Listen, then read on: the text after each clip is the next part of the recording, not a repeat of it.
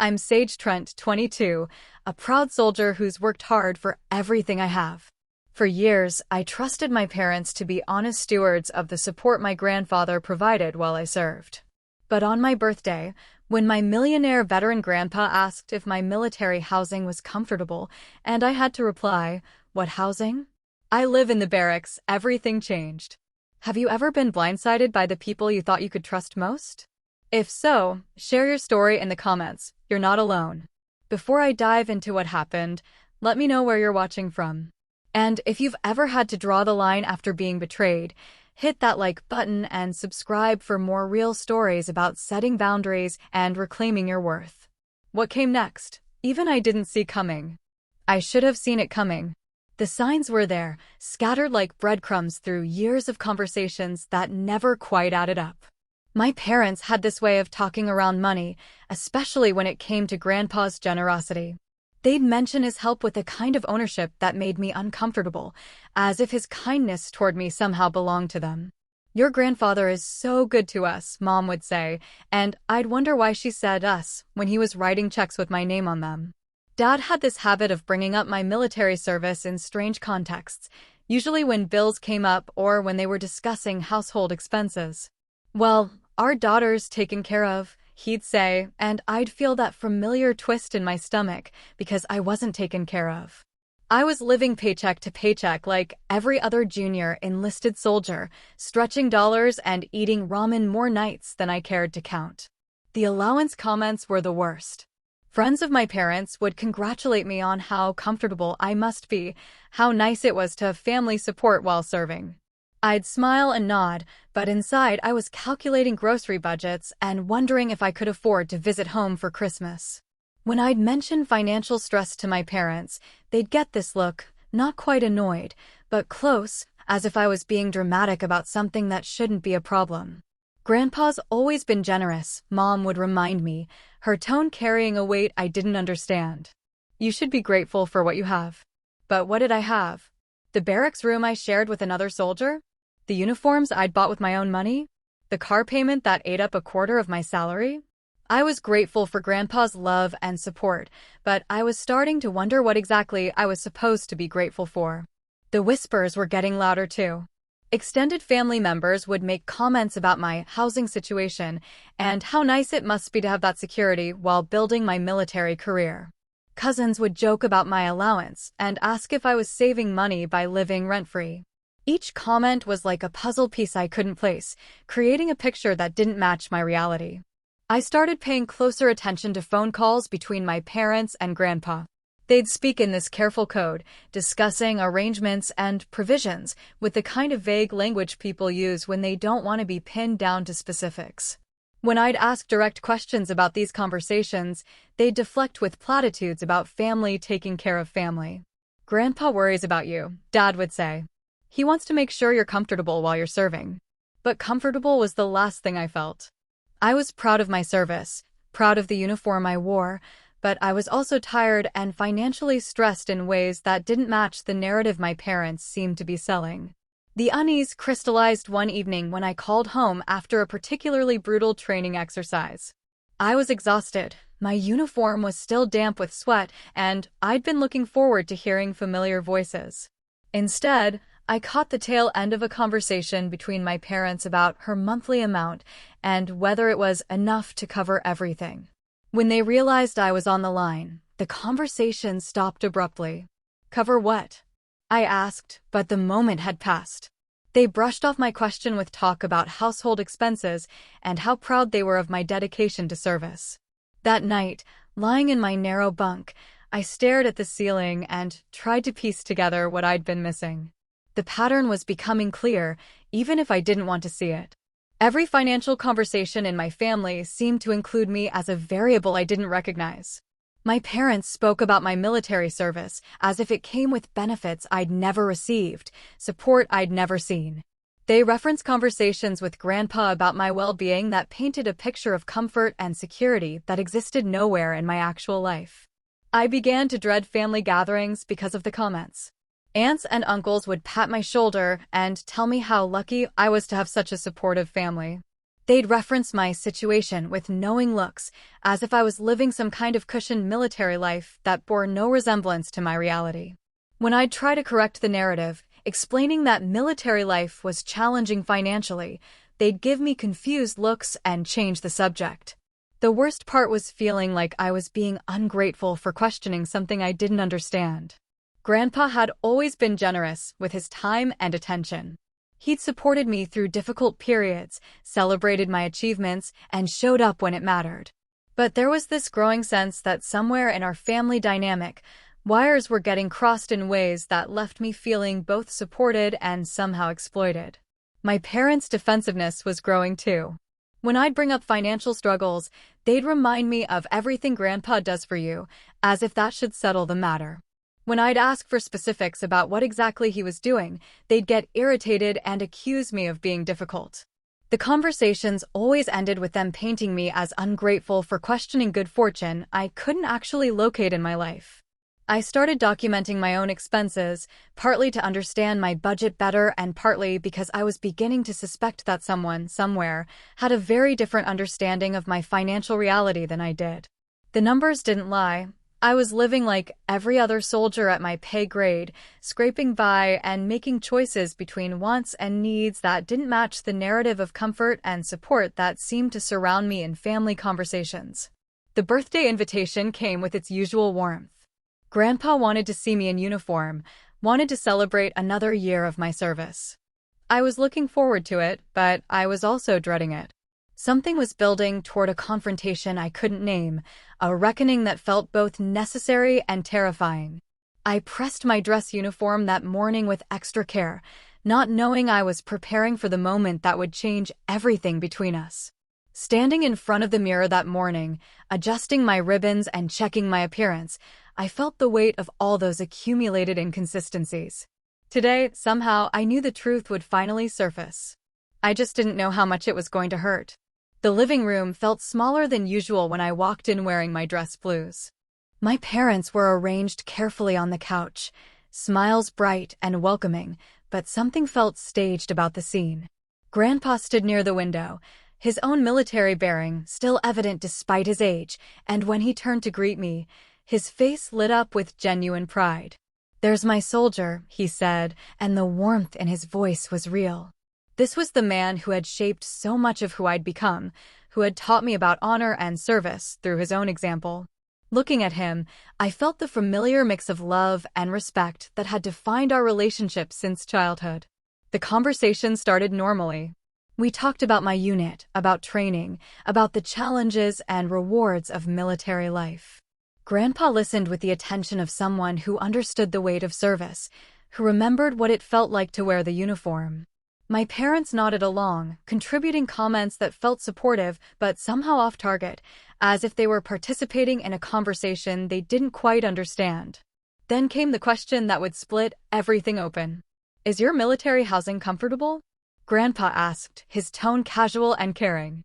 He was genuinely interested in my well-being, wanting to know that the granddaughter he loved was being taken care of. The question was simple, straightforward, the kind of thing a caring grandfather would ask.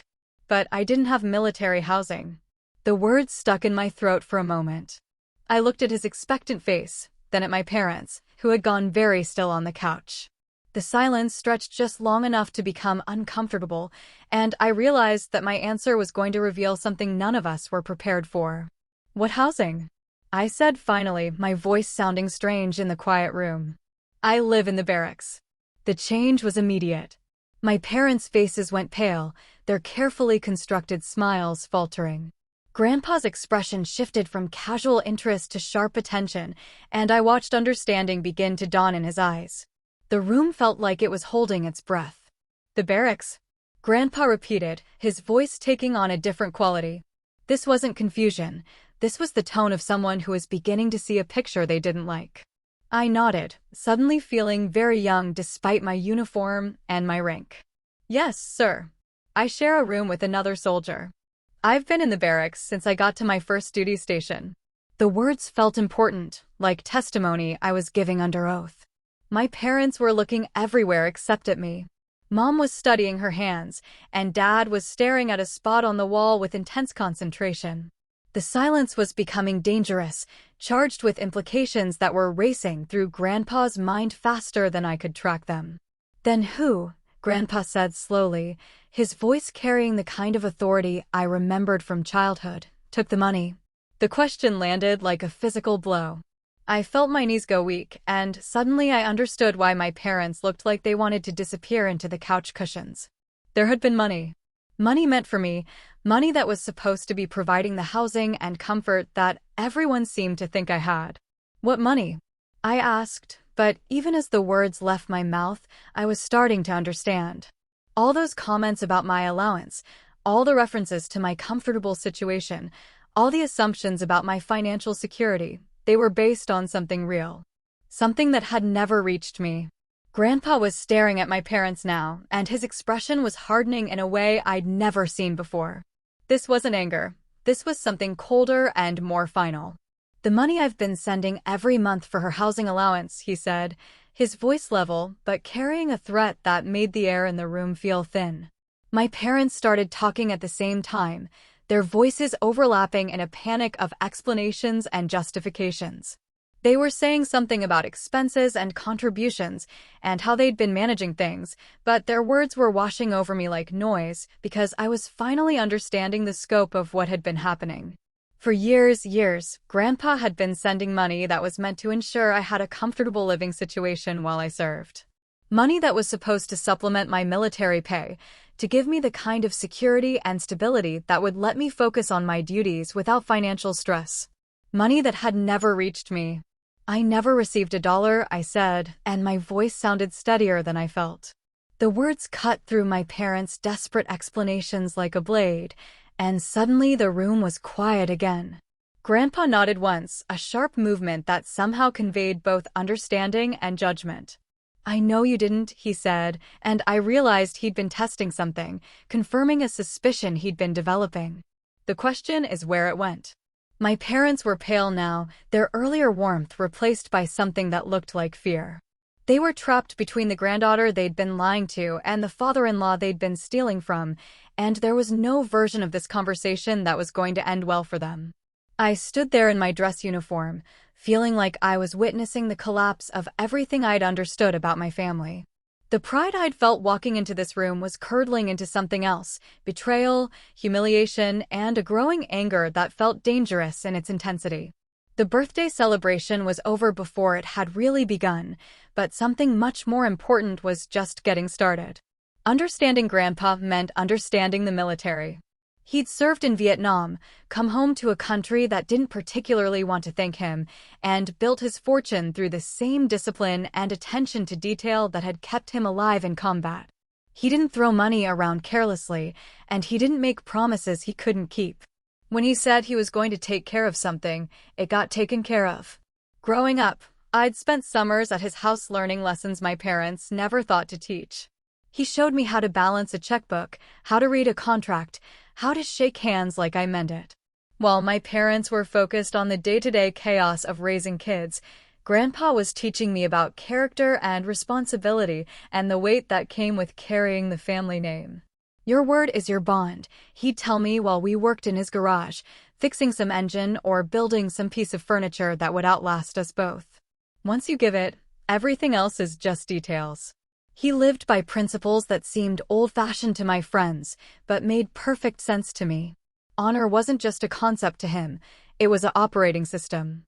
When I decided to enlist, he was the one who drove me to the recruiter's office. Not because my parents couldn't, but because he understood what I was choosing in a way they didn't. He'd sat in that same kind of office decades earlier, making the same commitment to serve something larger than himself. He knew what the uniform meant, what I was signing up for, and what it would cost me. Military service isn't a job, he'd told me on the drive home after I'd sworn in. It's a calling. And callings don't come with guarantees except the guarantee that you'll be tested. He was proud of my choice, but he also wanted to make sure I understood what I was walking into. Our relationship deepened after I enlisted. He'd call regularly, not to check up on me like my parents did, but to have real conversations about leadership and responsibility and what it meant to serve. He understood the challenges I was facing because he'd faced them himself.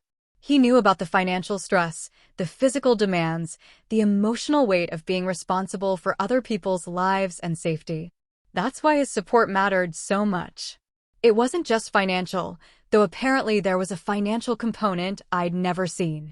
It was the knowledge that someone who understood my world was backing my choices and believing in my ability to succeed.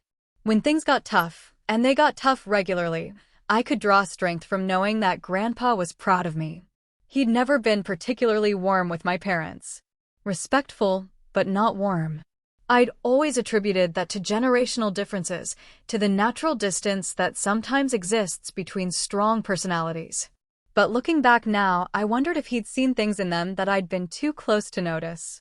His questions about my well-being had always been specific, detailed, the kind of questions someone asks when they want to verify information they've received elsewhere.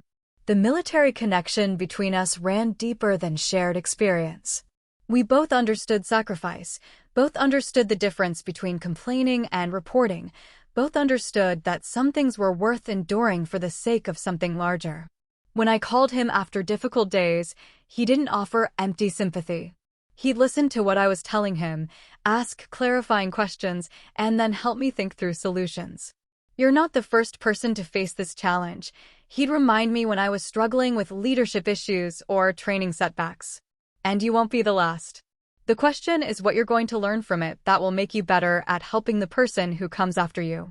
He had this way of putting current difficulties into larger context without minimizing their immediate impact.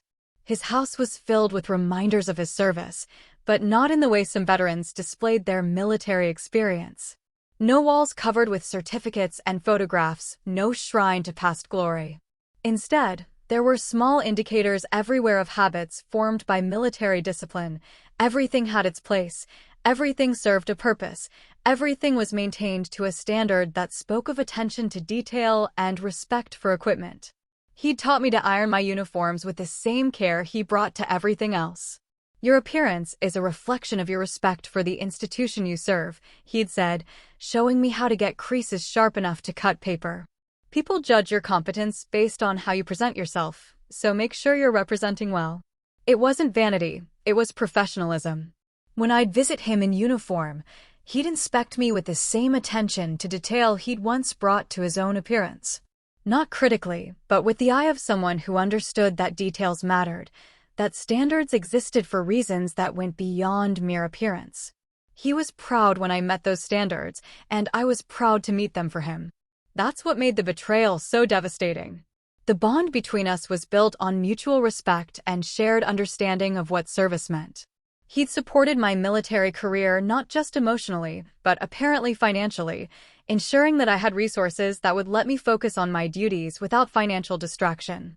The fact that this support had been intercepted, that my parents had been stealing from both of us while allowing me to struggle, wasn't just theft.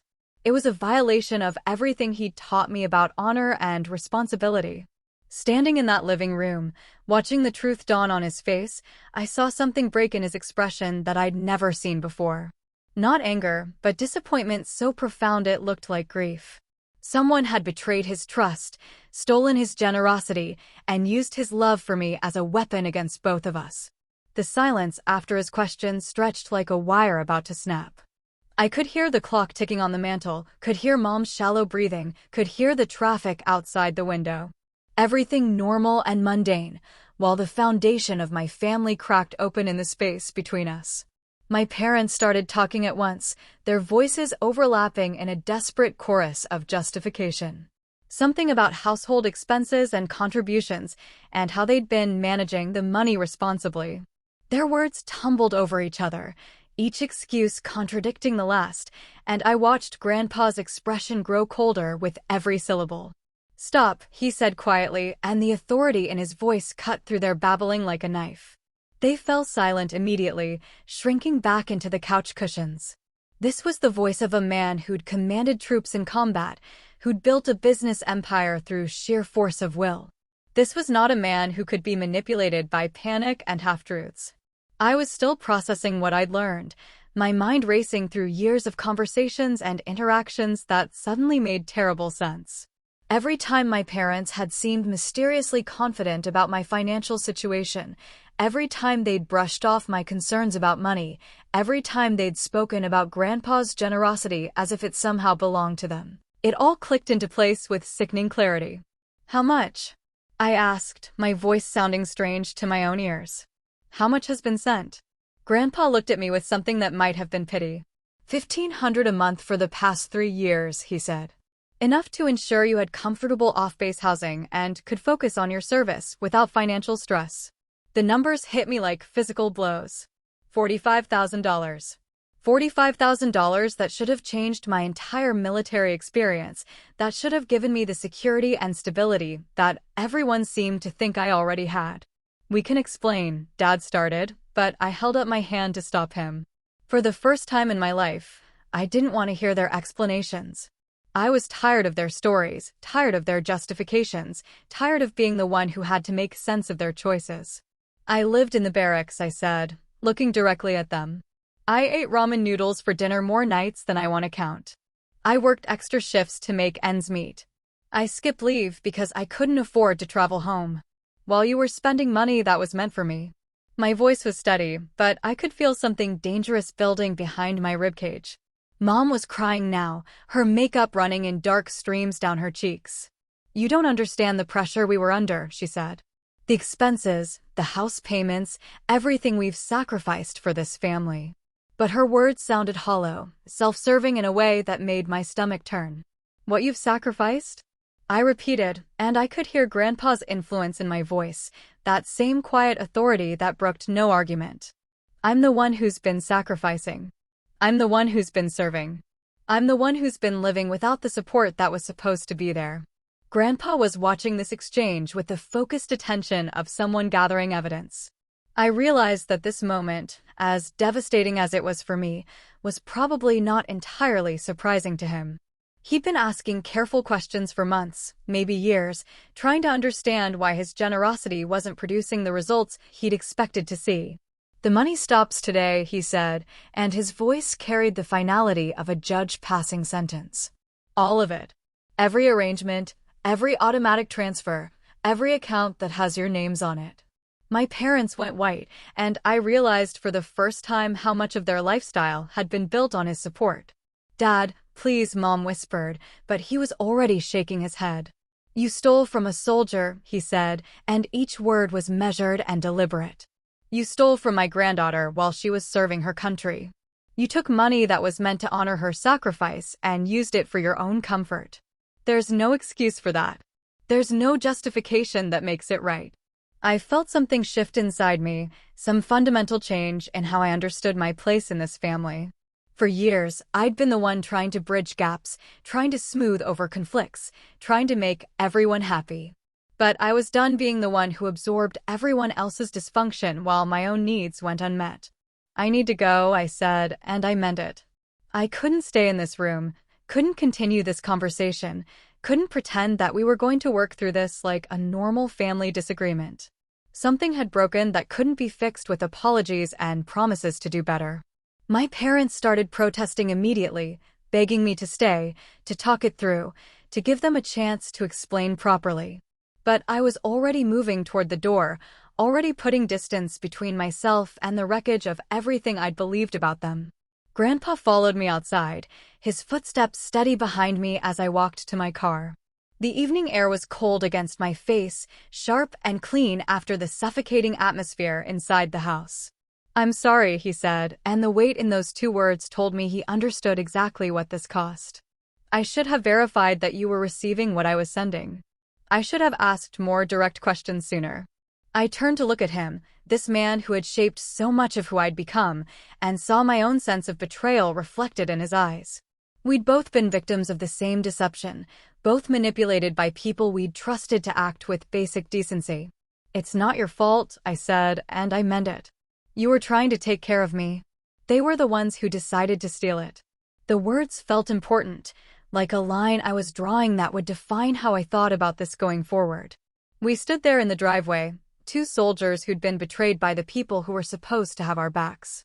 But we still had each other, still had the bond that had been built on mutual respect rather than financial dependence. That, at least, felt solid in a world that had suddenly become very uncertain. The calls started the next morning while I was getting ready for PT. My phone buzzed insistently on the dresser, displaying Mom's name over and over again. I let it go to voicemail, laced up my running shoes, and headed out for formation. Whatever she needed to say could wait until I'd had time to process what had happened. But the calls didn't stop. Throughout the day, between training exercises and briefings, my phone would light up with missed calls and text messages. Mom, Dad, sometimes both of them in rapid succession. The messages started apologetic, then became pleading, and by evening they'd taken on a tone that was becoming familiar. Somehow this was all my fault for being unreasonable. "You're tearing this family apart," one text read. "All we've ever done is try to support you, and this is how you repay us?" I stared at the screen, amazed by their ability to flip the narrative, to make themselves the victims of a situation they'd created through years of deliberate deception. My roommate, Chin, noticed my mood during evening chow. "Family drama?" she asked, not prying but letting me know she was available to listen if I needed to talk. Chin was good that way, present but not pushy, supportive without being overwhelming. "Something like that," I said, pushing food around on my plate without much appetite. "Found out my parents have been stealing money my grandfather was sending for my housing."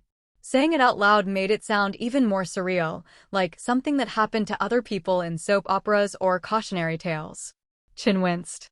"That's rough. How much are we talking about?" $1,500 a month for 3 years, I said, and watched her eyes widen. In our world, that was serious money.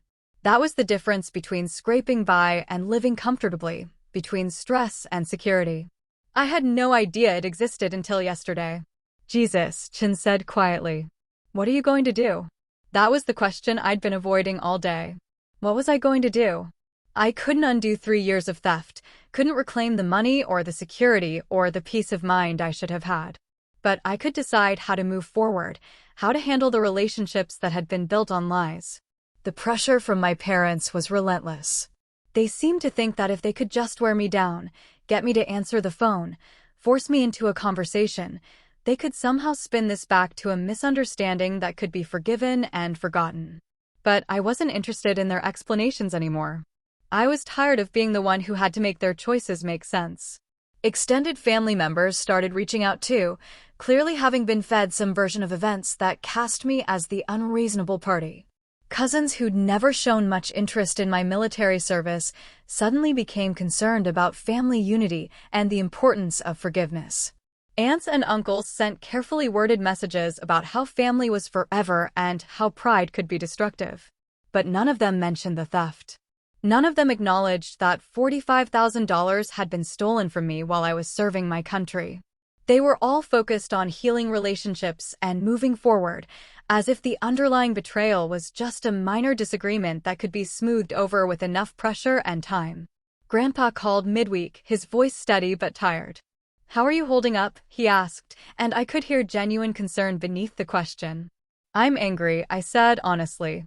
"And I'm tired of people acting like I'm the problem for being angry about being stolen from." It felt good to say it plainly, to name what was happening without softening it or making excuses for anyone. "Good," he said, surprising me. "You should be angry. What they did was wrong, and pretending otherwise won't make it right." There was something comforting about his straightforward approach, his refusal to minimize what had happened for the sake of family peace. He told me he was working with his attorney to understand the full scope of what had been happening, tracing money flows and identifying accounts that might need to be closed or reorganized. It was a business approach to a personal problem, but it felt appropriate. This wasn't about hurt feelings or family dynamics.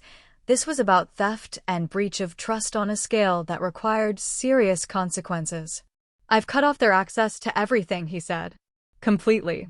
They won't be getting another dollar from me, and I'm restructuring my estate planning to ensure they can't manipulate any future arrangements." His voice carried the finality of someone who'd made a decision and wouldn't be swayed from it. That weekend, I drove to Grandpa's house, still in uniform after a long day of training. He met me at the door with the same pride he'd always shown when I visited in dress blues, but there was something different in his expression now, a sadness that hadn't been there before. We sat in his study, surrounded by the books and mementos of a life well lived, and talked about what came next. Not about forgiveness or reconciliation, but about practical matters. How to rebuild trust that had been shattered, how to move forward without the people who'd betrayed us both. "I failed you," he said at one point, and the pain in his voice was evident. "I should have verified that my help was reaching you directly. I should have been more suspicious when things didn't add up." "You trusted them to do the right thing," I said. "That's not a failure. That's what decent people do. They trust family to act with basic integrity." But even as I said it, I realized that both of us would probably be more careful about trust going forward. Some lessons could only be learned through betrayal. We made plans that evening. Real plans, built on direct communication and clear expectations. If he wanted to help me financially, it would be through accounts that only I controlled. If he had concerns about my well-being, he'd ask me directly rather than relying on reports from people who'd proven themselves untrustworthy. For the first time since my birthday revelation, I felt like I was standing on solid ground. The future was uncertain, but at least it would be built on honesty rather than lies. The shift in our relationship was immediate and profound. Where there had once been the comfortable distance of grandfather and granddaughter, there was now something closer to partnership. We'd both been betrayed by the same people, both manipulated in service of the same lies, and that shared experience created a bond that ran deeper than blood relationship alone. Grandpa started calling more frequently, not to check up on me but to include me in conversations about business and planning that he'd never shared before.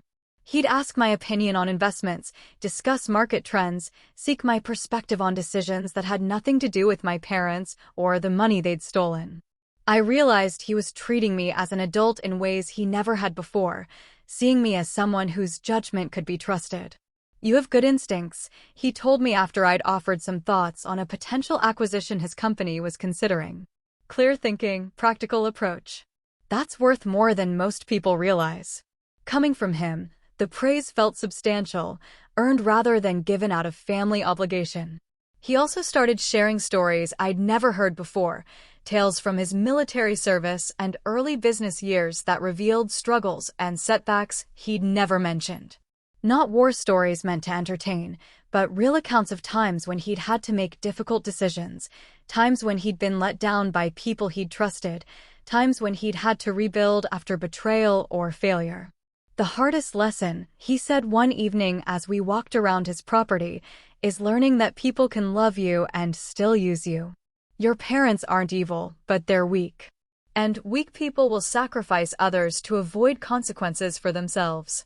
It was a harsh assessment, but it rang true in ways I wasn't comfortable admitting. Meanwhile, the pressure from my parents was intensifying rather than diminishing. They'd moved beyond phone calls and texts to more dramatic gestures, flowers sent to my barracks, cards delivered through mutual friends, even a visit to my base that security had to turn away because they weren't on my approved visitor list. Each gesture felt like another violation, another refusal to accept that their actions had consequences. The flowers came with a card that read, "We love you and miss you. Family is forever." I threw them in the trash without reading the message twice, but Chin rescued the card and showed it to me later. "That's manipulative as hell," she said, studying the carefully chosen words. "They're trying to make you feel guilty for protecting yourself from people who stole from you." Chin had become my reality check, the person who could see the situation clearly because she wasn't tangled up in family dynamics and wishful thinking. Other people in my unit started noticing the stress. My squad leader pulled me aside after a particularly difficult training exercise where I'd been more aggressive than necessary, more willing to push through pain than was tactically sound. "Everything okay at home?" she asked, her tone carefully neutral. Leaders in the military learned to recognize when personal issues were affecting performance, and they learned to address them before they became bigger problems. "Family drama," I said, using the same phrase I'd used with Chan, but knowing it didn't capture the scope of what was happening. People I trusted turned out to be untrustworthy. It was the most I was willing to share, but it was enough for her to understand that I was dealing with something significant. "You need time off to handle it," she offered, but I shook my head. Work was the one place where things made sense, where expectations were clear and performance was measured honestly. The last thing I wanted was time off to sit with my thoughts and deal with family members who refused to accept responsibility for their choices. Grandpa and I developed our own rhythm of communication, separate from the chaos my parents were trying to create. We'd talk every few days, sometimes about practical matters and sometimes about larger questions of values and priorities. He was teaching me things about business and investment that my parents had never thought to share, treating me as someone who might someday need to understand complex financial arrangements. Money is a tool, he said during one of these conversations. It can be used to build or destroy, to support or control. The key is understanding the difference between help that empowers and help that creates dependence. I thought about the money my parents had stolen, about how it was supposed to have empowered me to focus on my service without financial distraction, and how instead it had been used to maintain their lifestyle while I struggled. He also started including me in family business discussions that had previously been limited to my parents and their generation. I learned about trusts and estate planning, about the difference between gifts and loans, about the importance of clear documentation when money changed hands between family members. It was practical education, but it was also a message about my role in the family going forward. Your parents won't be managing any family business interests, he said matter-of-factly during one of these conversations. That responsibility will fall to you eventually, so you need to understand how things work. It wasn't a punishment exactly, but it was a natural consequence of their breach of trust. They'd proven they couldn't be relied upon to handle money responsibly, so those responsibilities would go elsewhere. The most significant change was in how I thought about family loyalty. I'd always been the peacekeeper, the one who smoothed over conflicts and made excuses for other people's behavior. But this betrayal was too big to smooth over, too fundamental to excuse. For the first time in my life, I was prioritizing my own well-being over family harmony, and it felt both terrifying and liberating. Chin noticed the change too. You seem more settled, she observed one evening as we were cleaning our gear after a long day in the field. Like you've made a decision about something important. She was right. I had made a decision, or maybe several decisions. I decided that trust had to be earned rather than assumed. I decided that family relationships, like any other relationships, had to be based on mutual respect and honesty. And I decided that I was done apologizing for other people's choices. 3 months after the revelation, I was settling into a new normal that felt both strange and surprisingly comfortable. The constant pressure from my parents had finally begun to ease, not because they'd given up, but because I'd stopped engaging with their attempts to rewrite history. Their calls went to voicemail, their texts went unanswered, and their third-party messengers were told politely but firmly that this was between me and them. The silence felt like victory, but it was a complicated kind of victory. I was sleeping better, performing better at work, feeling more focused and clear-headed than I had in years. But I was also grieving the loss of the parents I'd thought I had, the family I'd believed existed. It was possible to be relieved and heartbroken at the same time, to feel stronger and more alone simultaneously. Grandpa understood this complexity in ways that surprised me. Grief isn't just for death, he said during one of our evening walks around his property. Sometimes you have to grieve the living, grieve the relationships you thought you had with people who turn out to be different than you believed. He spoke from experience, I realized, from his own history of disappointments and betrayals that had taught him to value authenticity over comfort. Work became my anchor during this period. The military had always provided structure and purpose, but now it felt like salvation. My duties were clear, my performance was measured objectively, and my relationships with fellow soldiers were based on mutual respect and shared commitment rather than blood ties and assumed obligations. When everything else felt uncertain, I could count on the rhythm of formation and training, the clarity of mission and accountability. My squad leader had been watching my performance carefully since our conversation about family drama, and I could tell she was pleased with what she saw. I was more focused, more willing to take initiative, more confident in my decision-making. The personal crisis that could have derailed my military career was instead sharpening my effectiveness as a soldier. You've grown up this year, she told me during a performance counseling session. Whatever you've been dealing with outside of work, it's made you stronger as a leader. She was right, though the cost of that growth was higher than she probably realized. Chin had become something like family during this period, the kind of chosen family that military people sometimes create when blood family fails them. She was there for the bad days when grief hit unexpectedly, there for the good days when I needed someone to share small victories with. She didn't try to fix anything or offer solutions I hadn't asked for. She just provided steady presence and honest perspective. "Your parents are still sending stuff," she told me one afternoon, holding a package that had been delivered to our unit. Cookies this time, with another guilt trip card attached. I took the package and dropped it directly into the trash without opening it, a gesture that would have been unthinkable 6 months earlier but felt natural now. Grandpa's support was becoming more sophisticated and more direct. Rather than sending money to people who couldn't be trusted to pass it along, he was teaching me about financial management and investment, helping me build my own security rather than depending on anyone else's generosity. It was a different kind of support, one that built capability rather than dependence. "The best gift I can give you," he said as we reviewed investment options for my military savings plan, "is knowledge that no one can steal from you. Money can be taken, but understanding can't be." He was right, and I was beginning to appreciate the difference between help that empowered and help that created vulnerability. He also started including me in larger family financial discussions, conversations about estate planning and business succession that my parents had previously been part of.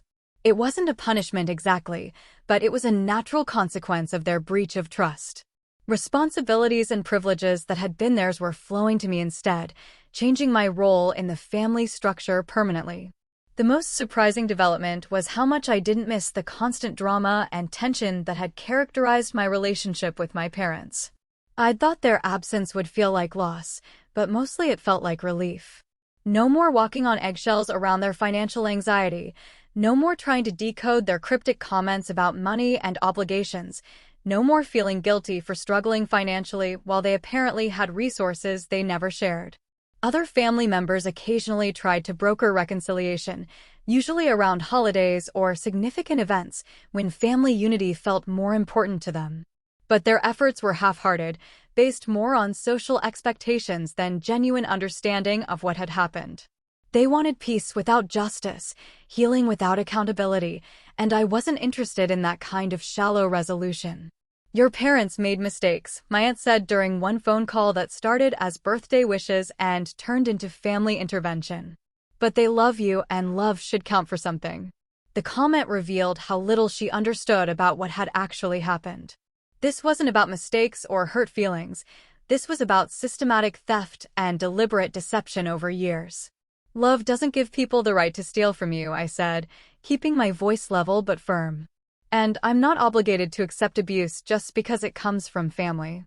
The conversation ended shortly after that, but I felt proud of myself for stating my position clearly rather than backing down to avoid conflict.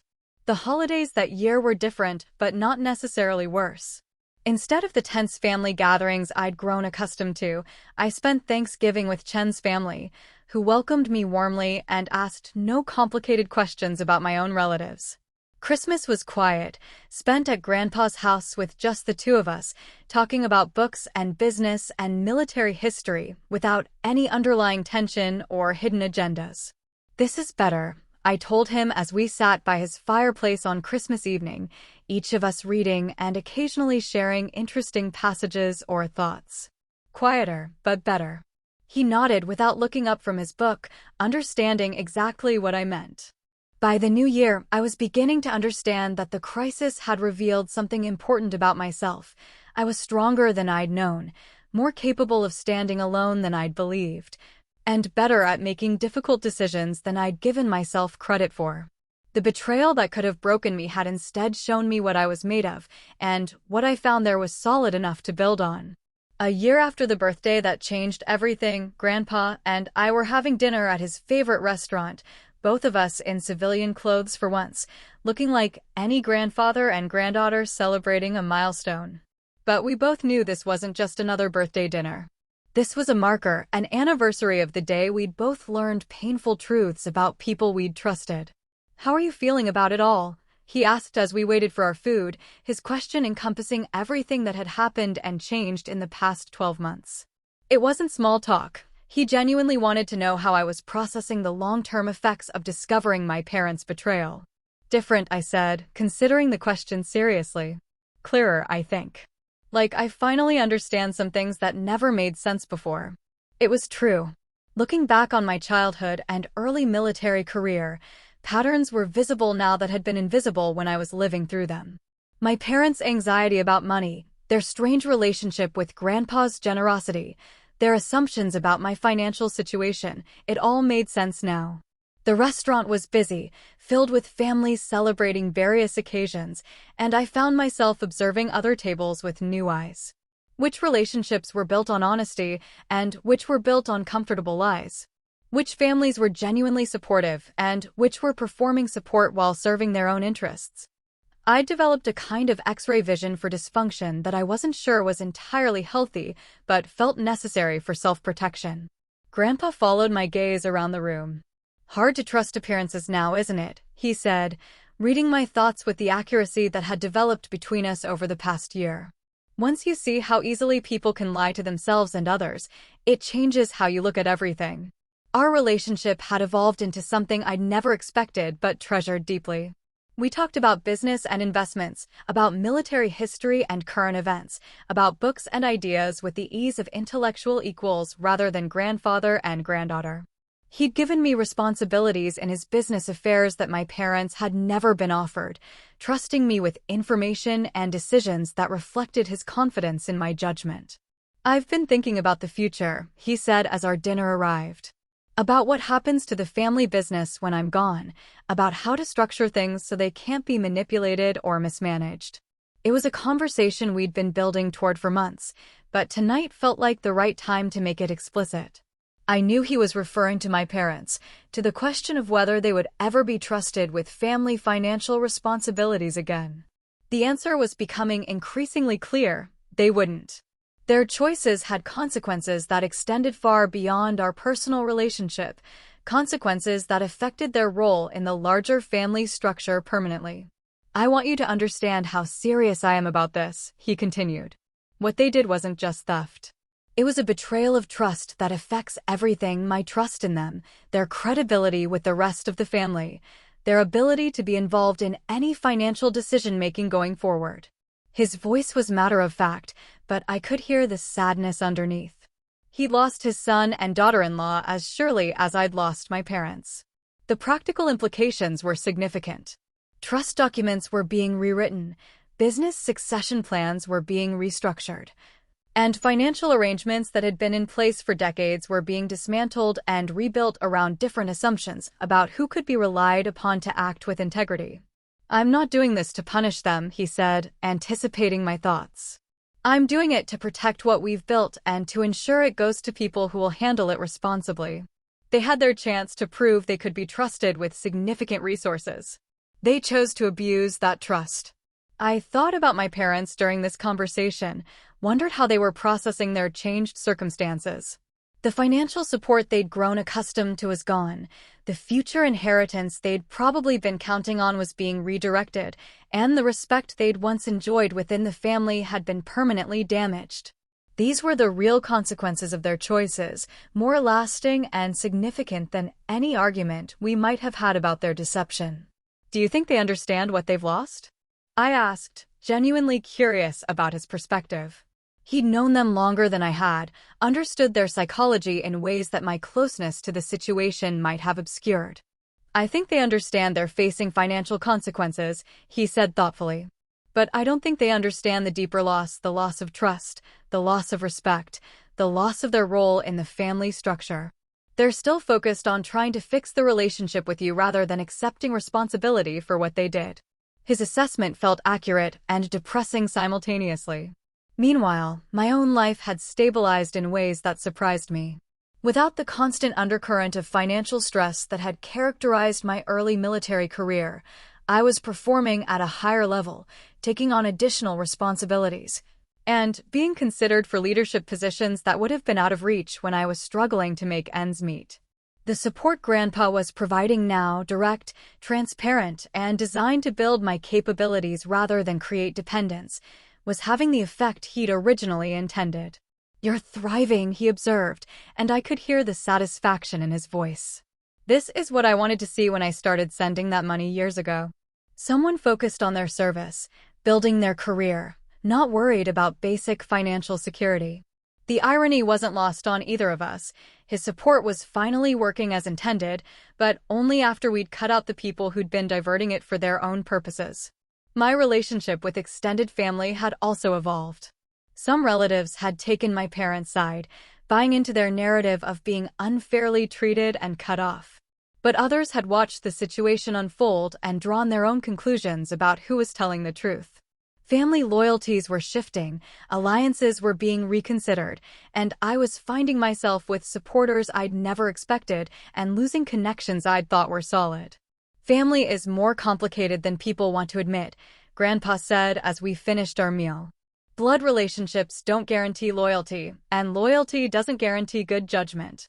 Sometimes the people who claim to love you most are the ones who'll hurt you worst, because they know you'll forgive them." It was a harsh assessment, but it matched my own experience too closely to argue with. As we left the restaurant, I felt a sense of completion that had been missing since that devastating birthday dinner a year earlier. Not closure exactly, because some wounds don't heal completely, but acceptance. I understood now what had happened, why it had happened, and what it meant for my future relationships with everyone involved. The lesson had been expensive, but it was also invaluable. Boundaries weren't betrayal, they were survival. And sometimes, survival required cutting ties with people who couldn't be trusted to act in your best interest, even when those people were family. Walking to our cars in the parking lot, Grandpa turned to me one last time. "I'm proud of how you've handled this," he said. "Not just the crisis, but the aftermath. You didn't let it break you, and you didn't let it make you bitter. You learned from it and got stronger." His words felt like benediction, like official recognition that I'd passed some test I hadn't known I was taking. Looking back now, I can see that birthday revelation as the moment my real adult life began. Not when I enlisted, not when I moved out of my parents' house, but when I finally understood that love without honesty wasn't really love at all, and that the most important loyalty I owed was to my own integrity and well-being. Some lessons can only be learned through betrayal, but once learned, they become the foundation for everything that comes after. That birthday changed everything. I stopped making excuses for my parents, and I learned that even family can cross lines you never thought they would. Have you ever discovered someone close to you is lying about money or using your trust for their own gain? How did you handle it? Let me know your thoughts in the comments, and if you believe in holding people accountable, even when it's family, hit like, subscribe, and share this story.